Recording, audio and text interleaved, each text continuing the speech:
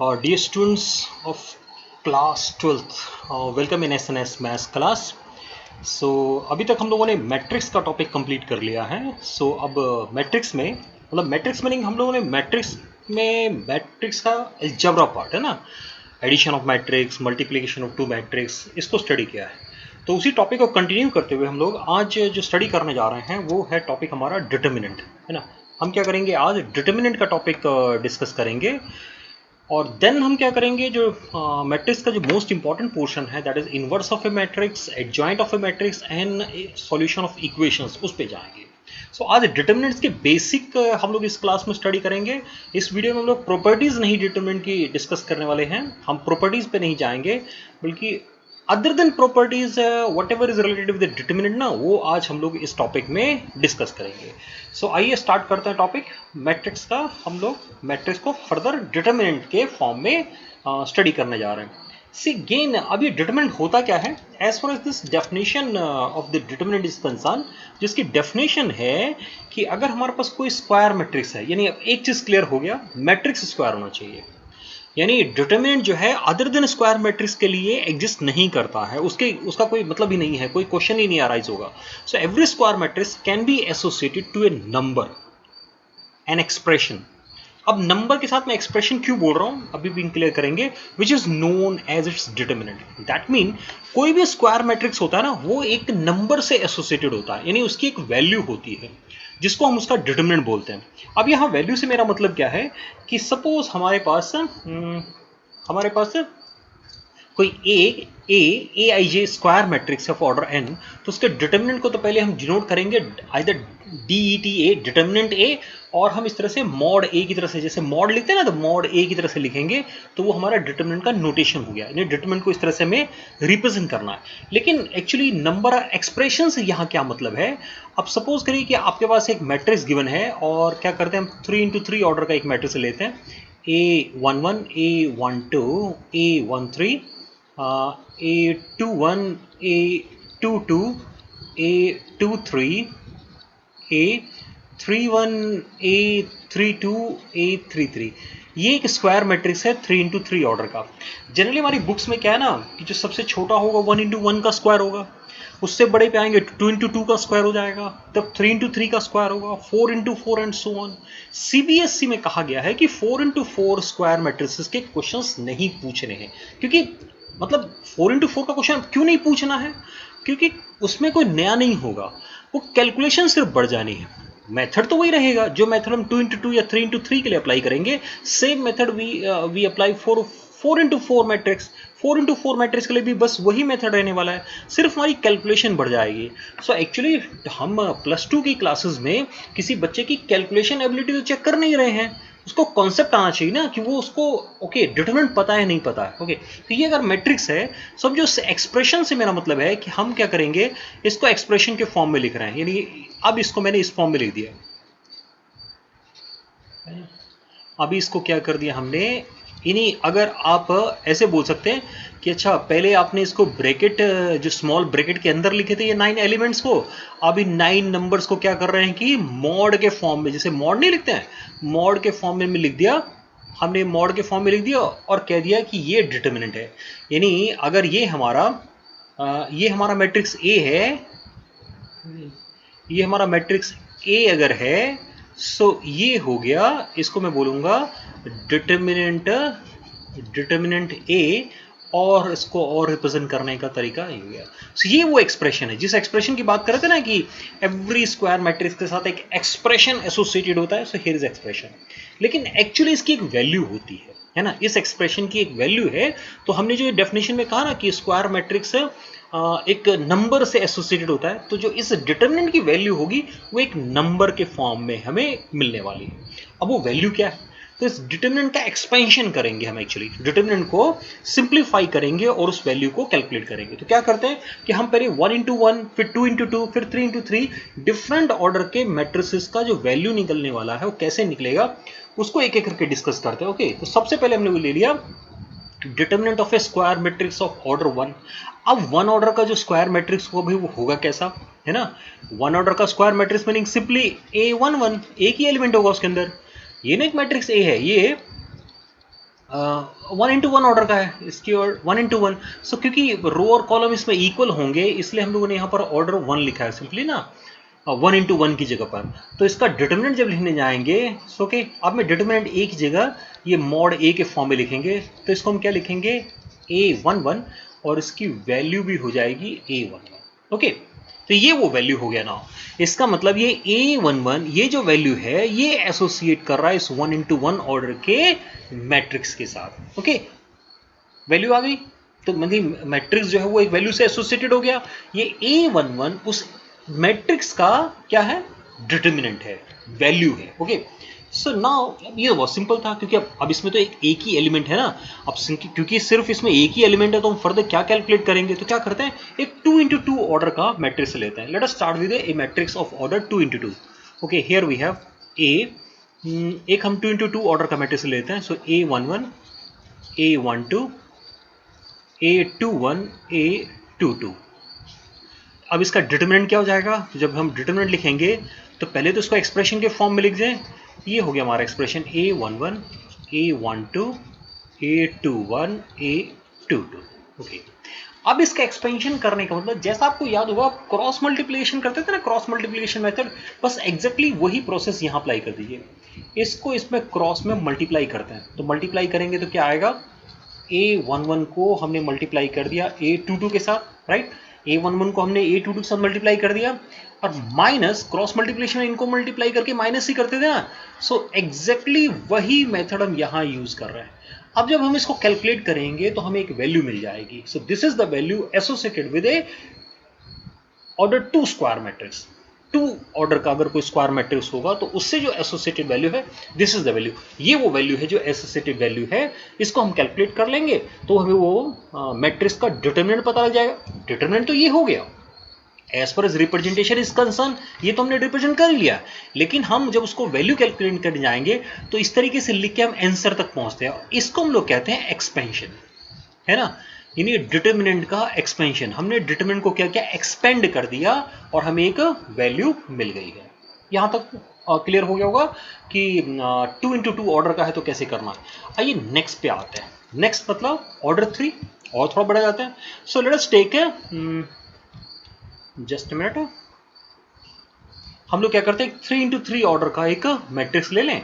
सो 3 into 3 order का जब matrix लेंगे तो क्या हो जाएगा, A11, A21, पहले ए आदत हमें ऐसे लिखने की है ना, तो बस क्या करेंगे, ये जो लिख रहे हैं क्या है, ये आप क्योंकि मैट्रिक्स में आप इसको अच्छे से जानते हैं, ये पोजीशंस वाइज हम सिर्फ नंबरों को रिप्रेजेंट करने का एक तरीका हो गया। 3 1 meaning third row first column का मैट्रिक्स है, फिर 3 2 आएगा, फिर 3 3 आएगा। So here we have a matrix A. Okay, अब इसका डिटरमिनेंट, तो डिटरमिनेंट फिर क्या करना है हमें, हम क्या करेंगे, इसको एक्सप्रेशन को दोबारा लिखेंगे और अभी हम डिटर्मिनेंट के फॉर्म में लिख रहे हैं। पहले हमने क्या किया था, उसको मैट्रिक्स के फॉर्म में लिखा था, और अभी क्या करने वाले हैं, हम डिटर्मिनेंट की फॉर्म में लिख रहे हैं।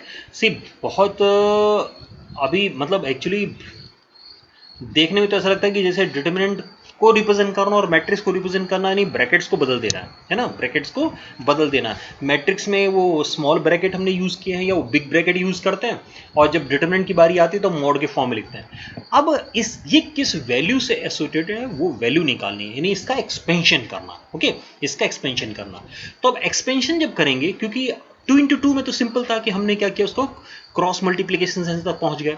अभी हम सिंपल तरीके से नहीं जा सकते है ना, हम वो ऐसे नहीं कर सकते, तो हमें क्या करना होगा, हमें इसके एक्सपेंशन के लिए कोई एक रूल बनाना होगा।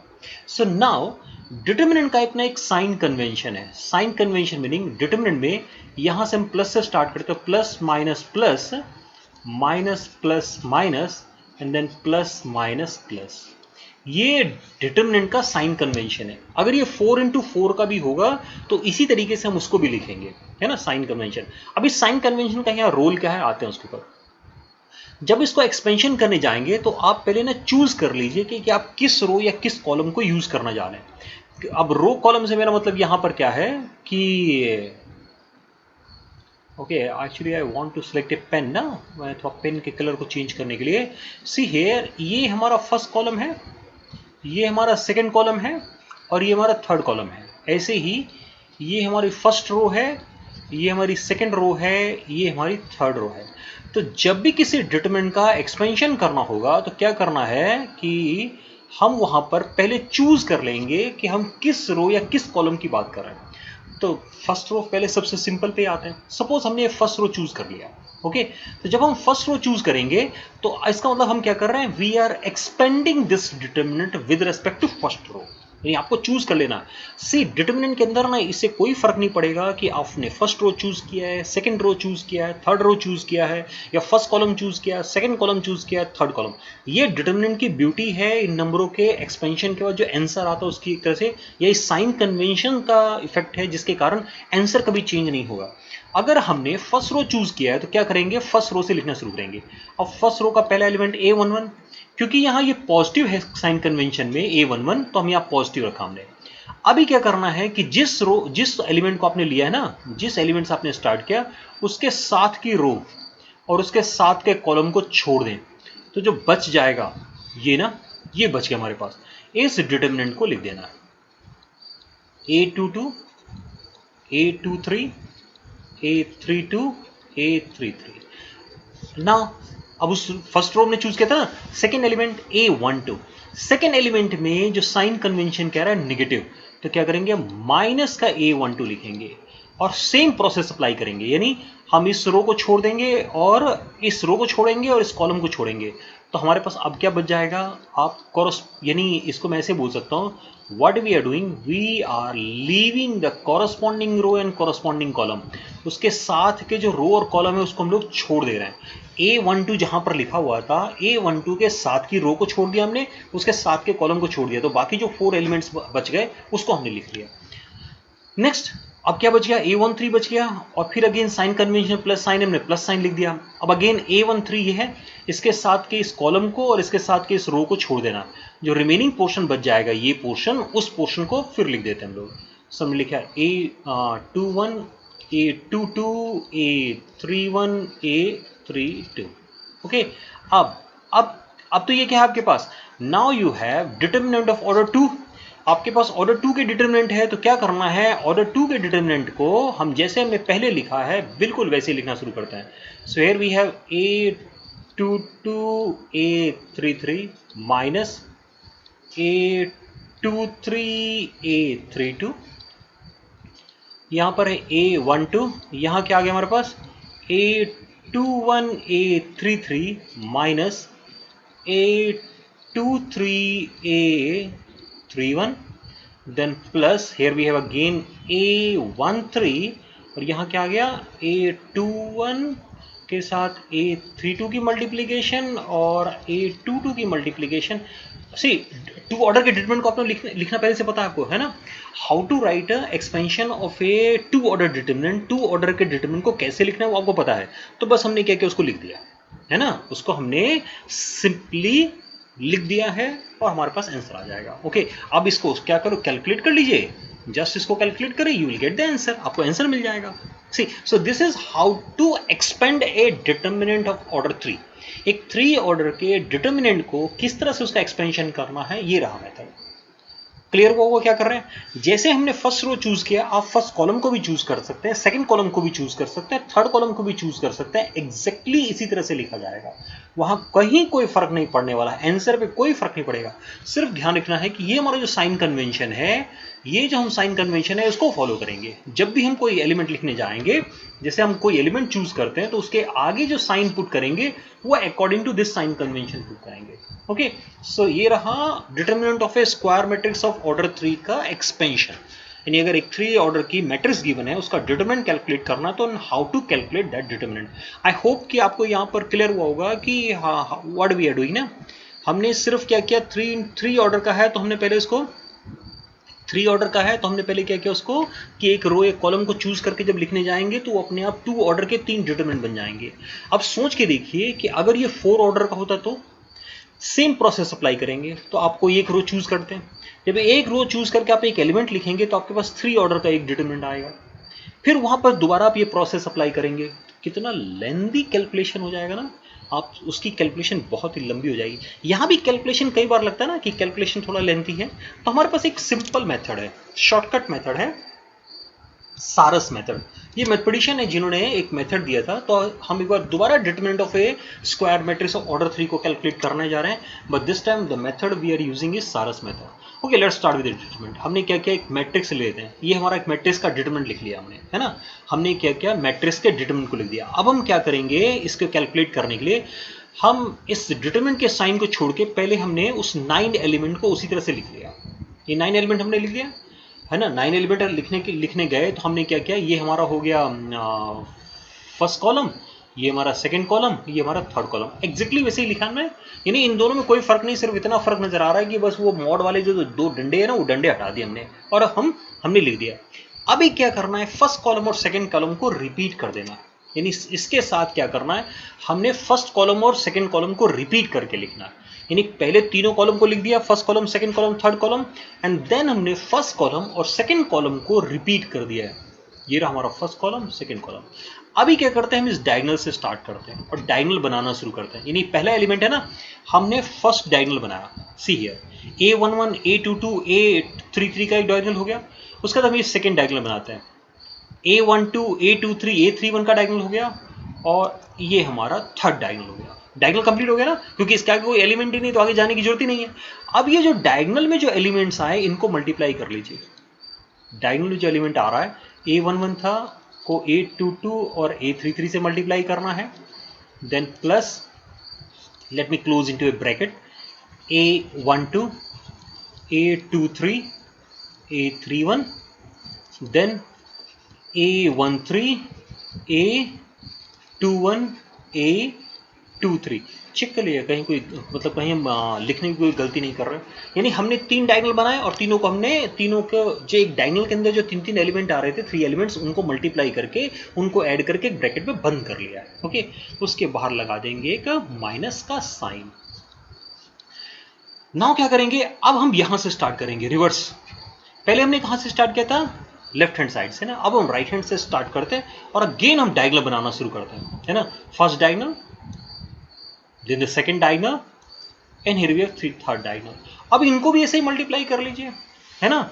इन डायगोनल्स को भी मल्टीप्लाई करके एक दूसरे ब्रैकेट में क्या करना है, बंद कर लेना है। Okay, so it is A12 A21 A33 plus दूसरा डायगोनल स्टार्ट होता है A11 A23 A32 plus A13 A22 A31। Okay, अभी इसको एक साथ हमने ऐड कर लिया, इनको एक साथ ऐड कर लिया, दोनों को सब्ट्रैक्ट करके जो आंसर आएगा वो इस डिटरमिनेंट की वैल्यू हो जाएगी, है ना। दिस इज द सारस method. Let me repeat the method. क्या कर रहे हैं, हमने डिटरमिनेंट लिया, उस डिटरमिनेंट के दोनों डंडों को हटा के यानी first column, second column, third column को लिख दिया। उसके बाद फर्स्ट कॉलम, सेकंड कॉलम को हमने रिपीट कर दिया। हमने फर्स्ट कॉलम के कॉर्नर से स्टार्ट किया, फर्स्ट कॉलम से कॉर्नर से स्टार्ट किया, और हमने डायगोनल्स बनाने शुरू किए, फर्स्ट डायगोनल, सेकंड डायगोनल और थर्ड डायगोनल। उनको हमने डायगोनल्स के अंदर जो एलिमेंट्स आ रहे थे उनको मल्टीप्लाई करके लिख लिया। हमने सेम प्रोसेस को रिवर्स में राइट हैंड साइड के कॉर्नर से स्टार्ट किया, और अगेन हमने ऐसे ही 3 डायगोनल्स को फिर मल्टीप्लाई कर लिया, और दोनों को सेपरेट करेंगे तो हमें आंसर मिल जाएगा। So this method is little simpler than the previous one. या द कैलकुलेशन इज लेस, है ना, कैलकुलेशन थोड़ी सी यहाँ पर कम है। ओके, चलिए आगे चलते हैं। यानी हमने अभी क्या किया, हमने क्या लर्न किया, हम एक चीज लर्न कर गए कि नाउ वी नो कि what is the determinant of A matrix. यानी एक मैट्रिक्स का डिटर्मिनेंट क्या है, और वो जो वैल्यू है ना एसोसिएटेड, जो डेफिनेशन में वैल्यू आई थी कि value is associated with the matrix, वो वैल्यू कैसे कैलकुलेट करेंगे वो हमने लर्न कर लिया है। आगे हम लोग आगे चलते हैं। So now the another one is, एक डेफिनेशन और हम ऐड करने जा रहे हैं, दैट इज सिंगुलर मैट्रिक्स। कि सिंगुलर मैट्रिक्स क्या होता है। तो सिंगुलर मैट्रिक्स हमारा हो गया, एक square matrix is a singular matrix if its determinant is 0, otherwise is simply non singular। यानी क्या करना है कि आपको जो भी स्क्वायर मैट्रिक्स गिवन है उसका डिटरमिनेंट कैलकुलेट करिए। अगर डिटरमिनेंट 0 आया तो उसको सिंगुलर बोलेंगे, और अगर डिटरमिनेंट 0 नहीं आया, if it is non zero, तो हम क्या करेंगे, उसको नॉन सिंगुलर बोलेंगे। तो सिंपल सी डेफिनेशन हमने जो टाइप्स ऑफ मैट्रिक्सेस में जो स्पेशल टाइप्स हमने ऐड किए वो क्या क्या था। एक हमने सिमेट्रिक मैट्रिक्स लिया था, एक हमने स्क्यू सिमेट्रिक, अभी उसी कैटेगरी में हम लोगों ने सिंगुलर मैट्रिक्स एक और ऐड कर लिया। Okay, next is the minors. क्या करते हैं, मैट्रिक्स में जो एलिमेंट्स हैं ना उनके माइनर्स कैलकुलेट करते हैं। Okay, what we mean by this word minor और what is the definition of this minor, कि अगर ए कोई भी स्क्वायर मैट्रिक्स है of order n, then minor M I J, यानी माइनर को जो रिप्रेजेंट करना है हमें, हम जो माइनर को रिप्रेजेंट करेंगे वो इस एम आई जे से रिप्रेजेंट करेंगे, है ना, ऑफ ए आई जे, यानी ए आई जे का माइनर एम आई जे है। यानी इसको ऐसे कह सकते हैं कि अगर आपको एलिमेंट A12 का माइनर लिखना है तो A12 का माइनर हो जाएगा M12, है ना। इन ए, मैट्रिक्स ए है, is the determinant of the square submatrix of order n-1 obtained by leaving ith row and jth column of A. That mean अगर मैं क्या कर रहा हूं, ए आई जे एलिमेंट का मुझे माइनर कैलकुलेट करना है तो मैं ith रो और jth कॉलम को छोड़ दूंगा। तो ith रो और jth कॉलम को छोड़ने के बाद जो मैट्रिक्स बनेगा उसका जो डिटर्मिनेंट होगा ना वही माइनर कहलाता है। स्टिल प्रॉब्लम ना, आइए इसको और एक्सप्लेन करते हैं। See here we have a matrix, हमारे पास एक मैट्रिक्स है। अब हम किसी भी एक एलिमेंट को चूज करते हैं जिसका मुझे माइनर कैलकुलेट करना। सपोज करिए कि मुझे माइनर कैलकुलेट करना इसका A21 का, है ना। तो A21 का माइनर हो गया M21। अब क्या करना है, इसके कॉरस्पॉन्डिंग इस रो को छोड़ देना है और इस कॉलम को छोड़ देना है। जब इस रो और इस कॉलम को छोड़ेंगे तो जो भी आपके पास डिटरमिनेंट बच जाएगा, यानी जो सब मैट्रिक्स बचेगा उसका डिटरमिनेंट ना, तो पहले डिटरमिनेंट लिख देते हैं। क्या बच जाएगा, A12 बचेगा, A13 बचेगा, इधर नीचे आपके पास A32 बच जाएगा और A33 बच जाएगा। इन इस डिटरमिनेंट की वैल्यू हो गई A12 into A33 minus A13 into A32, ये minor. So this is how to calculate the minor. एक और एलिमेंट पे एक और की कैलकुलेट करके देखें। सपोज कीजिए कि हमें A32 का माइनर कैलकुलेट करना, तो इसका माइनर क्या कहलाएगा, इसके माइनर को लिखेंगे हम M32। ओके, अभी क्या करना है, इसके कॉरस्पॉन्डिंग इस रो को छोड़ देना है और इस कॉलम को भी छोड़ देना है। तो जब हम इस कॉलम को छोड़ देंगे, इस रो को छोड़ देंगे, तो आपके ये दो एलिमेंट और ये दो एलिमेंट बच जाएगा। जो एलिमेंट बच जाने हैं उसको लिख लीजिए। A11 बचेगा, A21 बचेगा, A13 बचेगा और A23 बचेगा। सी किसी की कोई पोजीशन चेंज नहीं कर रहा है, जो जहां बच रहा है उसी को लिख रहे हैं ना। हाँ, वो भी चेंज कर दीजिएगा। अगर चेंज कर देंगे तो बस आंसर गलत हो जाएगा, क्योंकि वो प्लस माइनस की वैल्यूज है ना, उनकी बदल जाएंगी आपस में position.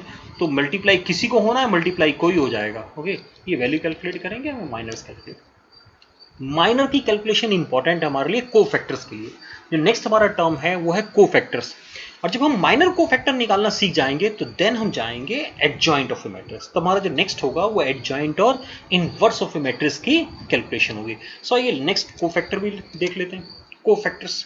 Now again the definition of cofactors is कि if Aij is square matrix of order n, then cofactor Cij, यानी cofactor को हम क्या कर रहे हैं, Cij से रिप्रेजेंट कर रहे हैं, of Aij in A is equal to -1 to power ij Mij। यानी क्या करना है, सिर्फ जस्ट मिनट, क्या करना है हमें कि हम सिर्फ क्या करेंगे उसमें कि अगर हमारे पास कोई भी हमने अगर एक मैट्रिक्स ले लिया है, कोई एक एग्जांपल ले लें क्या, कोफैक्टर्स, क्योंकि माइनर तो कैलकुलेट करना सीख ही गए। सिर्फ माइनर के सामने क्या करना है ना, माइनर को -1 टू पावर i प्लस जे से मल्टीप्लाई कर देना है ना। जब माइनर कैलकुलेट करते हैं, जैसे सपोज करिए कि A11, A21, A31, similarly A12, A13, A22, A23, A32, A33। Okay, here is a matrix. अब मुझे क्या करना है, मुझे कोफैक्टर कैलकुलेट करना है। किसका कोफैक्टर कैलकुलेट करना है, मुझे इसका कोफैक्टर कैलकुलेट करना है। तो मैं इसको लिखूंगा C23 ना, C23 क्या हो जाएगा, ये -1 टू पावर 2 + 3 और साथ में M23, है ना। यानी कोफैक्टर को कैलकुलेट करने के लिए करना माइनर ही कोई कैलकुलेट है ना। सिर्फ माइनर के साथ में एक -1 पावर i प्लस जे आ जाएगा। यानी i प्लस जे जब इवन नंबर होगा तो माइनस का इवन पावर प्लस हो जाएगा, और जब i प्लस जे एक ऑड नंबर होगा तो -1 की पावर ऑड नंबर क्या हो जाएगा, ऑड आ जाएगा आंसर, है ना। इतना फर्क पड़ने है। अब M23 कैलकुलेट कर दीजिए। जैसे कोई और कैलकुलेट करते हैं, सपोज करिए कि हमें क्या करना है कि कोई भी एलिमेंट ले लेते हैं, सपोज ये हमें कैलकुलेट करना है। तो A23 का कोफैक्टर A31 ना, सो कोफैक्टर C31 क्या करेंगे, -1 की पावर 3 + 1 i प्लस जे और साथ में M31। अब M31 जैसे कैलकुलेट करते हैं वही कैसे कैलकुलेट होगा, -1 पावर 4 +1 हो गया, यानी C13 जो है वो M31 के ही इक्वल होगा। बस वो डिटरमिनेंट को यहाँ लिख देना है, आपको आंसर मिल जाएगा। ओके, सो आई होप कि what we mean by this word cofactors ये क्लियर हो गया होगा। So what we have learn today, first हमने डिटरमिनेंट की डेफिनेशन, देन मैट्रिक्स के साथ जो एसोसिएटेड डिटरमिनेंट होता है, how to calculate value, 1 order 2 order 3 order की कैसे वैल्यू कैलकुलेट करना है वो हमने लर्न किया। देन हमने एक सारस मेथड लर्न किया, सिंगुलर मैट्रिक्स की डेफिनेशन लर्न की और माइनर्स और कोफैक्टर्स को लर्न किया है। इन अवर नेक्स्ट वीडियो, जो हमारा नेक्स्ट वीडियो होगा उसमें हम लोग क्या करेंगे कि नेक्स्ट वीडियो में हम लोग डिस्कस करेंगे adjoint of A matrix and inverse of A matrix, उसकी प्रॉपर्टीज, और वो फिर क्या होगा, हम उसकी हेल्प से जो कैलकुलेशन में आगे जाएंगे तो हम लर्न करेंगे सिंपली इक्वेशन को कैसे सॉल्व करते हैं, मैट्रिक्स मेथड से इक्वेशन को। और अगर देखा जाए तो इस टॉपिक के अंदर ना, जो हमारा मैट्रिक्स एंड डिटरमिनेंट का टॉपिक है, इसमें मेनली हम वो हमारा मेन जो पर्पस होता है ना वो यही है कि बस मैट्रिक्स को इक्वेशन को सॉल्व कर दीजिए ना, कैसे इक्वेशन को सॉल्व करना है। So okay dear friends, students, thank you very much for watching this video, keep watching my channel. अगर अभी तक आपने चैनल को सब्सक्राइब नहीं किया है तो चैनल को जरूर सब्सक्राइब कर लिया गया। Okay, once again thank you very much.